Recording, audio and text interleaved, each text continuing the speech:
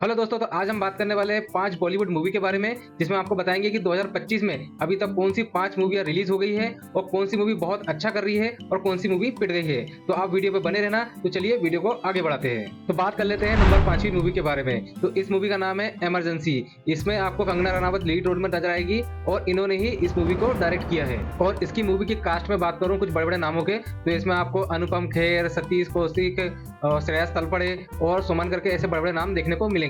अगर इस मूवी की बात करूं तो इसके रिलीज से पहले इनके डायरेक्टर और इनकी टीम ने कहा गया था कि इसमें इमरजेंसी का वो दौर दिखाया जाएगा जब इंदिरा गांधी ने हमारे देश में इमरजेंसी लगाई थी, जिसे दुनिया का सबसे बड़ा काला दिन कहा जाता है। ये शायद 21 महीने की इमरजेंसी थी, 2075 से 2077 के बीच में लगी थी, जिससे देश में बहुत कुछ बदला था।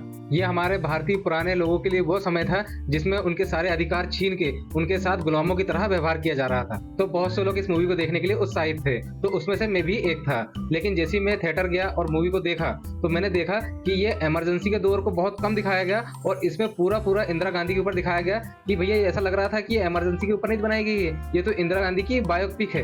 इसके कारण ऑडियंस ने इसे ज्यादा पसंद नहीं किया, क्योंकि देखने गई थी वो इमरजेंसी का दौर और देख कर आ रही थी इंदिरा गांधी की बायोपिक। अगर बायोपिक भी बोलूं तो उतनी खास नहीं दिखी थी। तो इसे अगर मैं ऑडियंस रेटिंग देखूं तो इसमें 5 में से 3.7 की ऑडियंस रेटिंग दी। अगर IMDb रेटिंग की बात करूं तो इसमें 10 में से 5.2 की रेटिंग मिली, जो कि बहुत कम होती है। और अगर गूगल यूजर की तरफ से जो लाइक बात करूं तो इसमें 62% के लाइक ही मिले हैं। अगर अब बात आती है कि आपको इस मूवी को देखना चाहिए कि नहीं देखना चाहिए, अगर अभी तक आपने इस मूवी को नहीं देखा होगा तो हाँ, थोड़ा बहुत इसमें इमरजेंसी का दौर दिखाया गया है और जो भी बहुत कुछ घटा था उस समय में इंदिरा गांधी के दौर में, तो उसमें थोड़ा थोड़ा आपको दिखाया गया है। अगर जानकारी पर्पज से देखना चाहते हो तो आप देख सकते हो, लेकिन उतनी खास आपको पसंद नहीं आने वाली। अब चौथे नंबर मूवी की बात करूं तो उसका नाम है आजाद। ये 17 जनवरी 2025 को रिलीज हुई और इनके डायरेक्टर है अभिषेक कपूर, जिन्हें रॉक ऑन, काइपो 6 और फितूर जैसी मूवी बनाई है। और अब मैं इस मूवी का पोस्टर आपको दिखाऊं तो 2 एक्टर आपको दिखेंगे। जो मेल एक्टर है वो अजय देवगन के रिश्तेदार है और जो फीमेल एक्टर है वो हमारी छोटी रवीना टंडन है। तो इससे आप समझ सकते हो कि ये नेपोटिज्म को बढ़ावा है। लेकिन लीड रोल में ये दोनों नहीं है। इसमें जो लीड रोल में है वो है घोड़ा और उसी का नाम है आजाद और उसी के ऊपर ये पूरी मूवी बनाई गई है। और इस मूवी में अजय देवगन का भी कैमियो है, जिन्होंने बहुत अच्छा काम किया है। अगर अजय देवगन ही इस मूवी को लीड करते तो मुझे लगता है कि ये मूवी बहुत ही बढ़िया बन के आती। और इसमें अगर दूसरा सबसे अच्छा काम किया है तो उस घोड़े ने, उसकी घोड़े की स्टोरी बहुत अच्छे से दिखाई गई है। इस मूवी की स्टोरी बहुत बढ़िया है। इसमें उस समय का दौर दिखाया गया है जब हमारा देश अंग्रेजों का गुलाम था और उसमें कुछ लोग थे जो बागी थे। इसमें बहुत अच्छे से दिखाया गया है कि बागी और डाकुओं में अंतर क्या होता है। तो अगर आप ऐसी मूवी पसंद करते हो तो मैं कहूंगा कि आप इस मूवी को जरूर देखना। इसकी स्टोरी आपको बहुत ज्यादा पसंद आएगी, घोड़े से आप रिलेट कर पाओगे और अजय देवगन आपको बहुत अच्छे लगेंगे।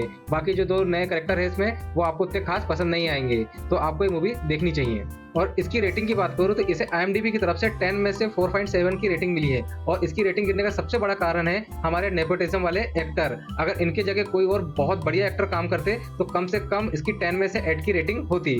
और अगर इसकी लाइक की बात करूँ तो इसे 81% के लाइक मिले हैं, जिसमें तो मैं कहूंगा कि अजय देवगन, घोड़े और स्टोरी के ही इस पे लाइक मिले होंगे। अब बात आती है कि इस मूवी को आपको देखना चाहिए कि नहीं देखना चाहिए, तो मैं कहूंगा कि आप इस मूवी को देखना, ये आपको इतना बोर नहीं करेगी, आपको अच्छी लगेगी। अब बात कर लेते हैं तीसरे नंबर की मूवी के बारे में। तो इस मूवी का नाम है देवा। ये 31 जनवरी 2025 को रिलीज हुई है और इनके डायरेक्टर है रोशन एंड्रोस, जो साउथ के डायरेक्टर है। इसके लीड रोल में आपको नजर आएंगे शाहिद कपूर और पूजा हेगड़े और यह थ्रिलर एंड एक्शन मूवी है। अब इस मूवी की स्टोरी की बात करूं तो इसमें आपको शाहिद कपूर लीड रोल में नजर आएंगे और ये मूवी पूरी सस्पेंस से भरी मूवी है। अगर जरा से भी आपकी नजर हटी तो आपको ये मूवी समझ में नहीं आने वाली। लेकिन आपको एक बात बता दूं कि यह मूवी रीमेक है। ये मलयालम की, अगर आपने मुंबई पुलिस नहीं देखी होगी तो ये आपके लिए बहुत अच्छी मूवी है, और देखी होगी तो आपके सारे सस्पेंस वैसे ही खुल जाएंगे। और अगर मलयालम की आपने मुंबई पुलिस नहीं देखी है तो मैं आपको सजेस्ट करूंगा कि अगर आपको सस्पेंस मूवी पसंद है तो आप ये मूवी को जरूर देखना, आपको ये बहुत ज्यादा पसंद आएगी। अगर इस मूवी की रेटिंग की बात करूं तो इसे IMDb की तरफ से 10 में से 7.9 की रेटिंग मिली है और 91% के लाइक मिले हैं, जो कि किसी मूवी के लिए बहुत अच्छे होते हैं। अब दूसरे नंबर मूवी के बारे में बात कर लेते हैं। तो इस मूवी का नाम है बैडेस्ट रवि कुमार। यह 7 फरवरी 2025 को रिलीज हुई है। इसके लीड रोल में आपको देखने को मिलेंगे हिमेश रेशमिया और प्रभु देवा। अगर इस मूवी की थोड़ी सी बात करूं तो देखो, इस मूवी में पहले से मेंशन है कि लॉजिक ऑप्शनल, कि अगर आप ये मूवी देखने जा रहे हो तो लॉजिक आप घर छोड़ के आना। और दूसरा इसमें एक और मेंशन है कि जो 18 के समय में जो मूवी आती थी उसी को प्रभावित होकर इन्होंने मूवी बनाया है। तो आप सोच रहे होंगे कि इस मूवी को बनाने का हिमेश सर का मकसद क्या था? तो देखो भाई, उनको अपना एल्बम प्रमोट करना था। उन्होंने ऐसी पहले भी मूवियाँ बना चुके हैं, जिसमें मूवी से ज़्यादातर लेना-देना नहीं रहता उनको, उनको अपने गाने प्रमोट करना होता है। देखो आज के समय में गाना है, आपको कहीं न कहीं शूट करना होता है, लाखों करोड़ों रुपए उसमें खर्च वैसे ही होते हैं, तो क्यों ना उसमें थोड़ी-सी स्टोरी उछेड़ दी जाए और उसको मूवी की तरह बना लें, ताकि हम उसे थिएटर में भी बेच सकें। तो ये हिमेश सर की पहले से प्लानिंग होती है और आप यकीन नहीं मानोगे, ये पिक्चर ने अपने 1 हफ्ते में अपना प्रॉफिट बना लिया है। तो ये पिक्चर अपने प्रॉफिट में चल रही है, तो आप इसको सोचोगे कि यार हिमेश सर ने ये पिक्चर बनाई, उनको लॉस हुआ होगा, तो बिल्कुल नहीं। अब बात आती है कि आप इसे मूवी देखने जाए कि नहीं जाए। तो देखो यार, अगर आपको गाने बहुत पसंद है, हिमेश सर के गाने पसंद है और आपको गाने सुनने में घर में दिक्कत जा रही है, आपको होम थिएटर खराब हो गया है या घर पे गाने नहीं देख पा रहे, तो आप जाके थिएटर में बढ़िया गाने सुन सकते हो, क्योंकि हर 10 मिनट 15 मिनट में आपको वहाँ पे गाना चालू हो जाएगा। थोड़ी सी स्टोरी रहेगी, फिर 10-15 मिनट में एक गाना, कम से कम 7 से 8 गाने, और लास्ट में तो गाने के ऊपर गाने भाई, गाने के बाद गाने चालू हो जाते हैं वहाँ पर। तो अगर आपको गाने सुनना है तो आप जा सकते हो। बाकी तो मैं आपको सजेस्ट नहीं करूंगा कि अगर आपको खर्चा करना है इतना सब कुछ, तो आप जा सकते हो अगर आपके पास बहुत टाइम है। नहीं तो और भी मूवी आ रही है, आप उसको देखो तो वो बेटर होगा। और इस मूवी की रेटिंग की बात करूं तो इसको अभी ज्यादा दिन नहीं हुए रिलीज होने के लिए, इसलिए क्या होता है, शुरू-शुरू में रेटिंग हाई होती है। तो इसे IMDb की तरफ से 10 में से 8.9 की रेटिंग मिली है और लाइक जो मिले हैं 93% के लाइक मिले हैं। बाकी मुझे तो इतनी खास मूवी नहीं लगी। बाकी अगर आपको देखना है नहीं देखना है, वो आपकी समझदारी पे डिपेंड करता है। अब नंबर 1 मूवी के बारे में बात करने से पहले मैं आपसे कुछ सलाह लेना चाहूंगा कि हमें हमारे वीडियो में और क्या सुधार करना चाहिए कि आपको वीडियो अच्छे लगे। बाकी बहुत से लोग यहाँ तक आए नहीं होंगे, बहुत से यूजर्स हमारे वीडियो हटाकर वो दूसरे वीडियोस देखने चले गए होंगे, और अगर आप आए हो तो प्लीज आपकी प्रेजेंट हमारे लिए जरूरी है, तो आप प्लीज हमें लाइक जरूर करना, तो हमें पता चलेगा कि कितने लोगों ने हमारे यहाँ तक वीडियो देखा है।